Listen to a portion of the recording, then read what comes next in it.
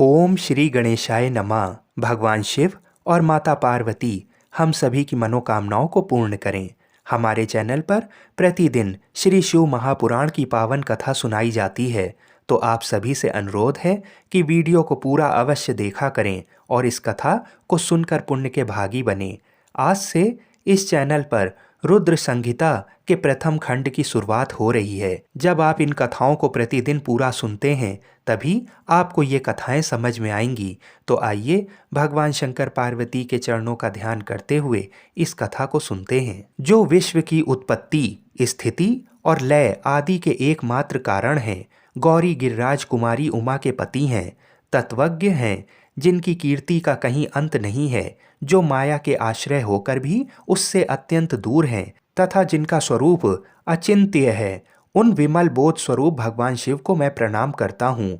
मैं स्वभाव से ही उन अनादि शांत स्वरूप एकमात्र पुरुषोत्तम शिव की वंदना करता हूँ, जो अपनी माया से इस संपूर्ण विश्व की सृष्टि करके आकाश की भांति इसके भीतर और बाहर भी स्थित हैं। जैसे लोहा चुंबक से आकृष्ट होकर उसके पास ही लटका रहता है, उसी प्रकार ये सारे जगत सदा सब ओर जिसके आसपास ही भ्रमण करते हैं, जिन्होंने अपने से ही इस प्रपंच को रचने की विधि बताई थी, जो सबके भीतर अंतर्यामी रूप से विराजमान है तथा जिनका अपना स्वरूप अत्यंत गुण है, उन भगवान शिव की मैं सादर वंदना करता हूँ। व्यास जी कहते हैं, जगत के पिता भगवान शिव, जगन माता कल्याणमयी पार्वती तथा उनके पुत्र गणेश जी को नमस्कार कर हम सब इस पुराण का वर्णन करते हैं।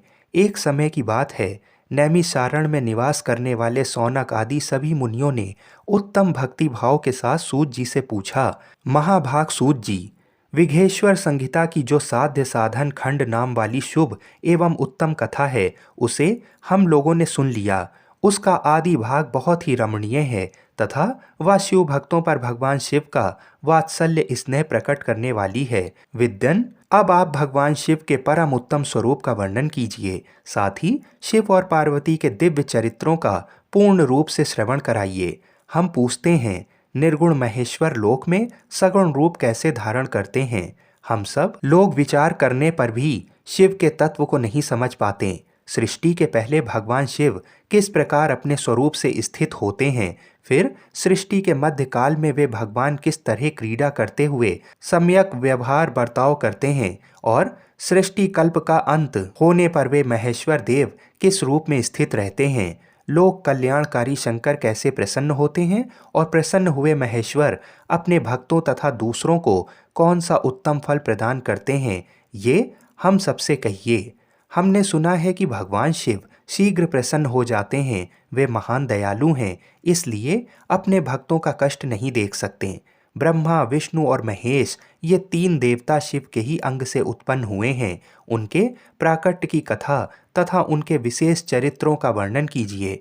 प्रभु, आप उमा के आविर्भाव और विवाह की भी कथा कहिए। विशेषता उनके गृहस्थ धर्म का और अन्य लीलाओं का भी वर्णन कीजिए। निष्पाप सूत जी, हमारे प्रश्न के उत्तर में आपको ये सब तथा दूसरी बातें भी अवश्य कहनी चाहिए। तब सूत जी ने कहा, मुनीश्वरों, आप लोगों ने बड़ी उत्तम बात पूछी है। भगवान सदाशिव की कथा में आप लोगों की जो आंतरिक निष्ठा हुई है, उसके लिए आप धन्यवाद के पात्र हैं।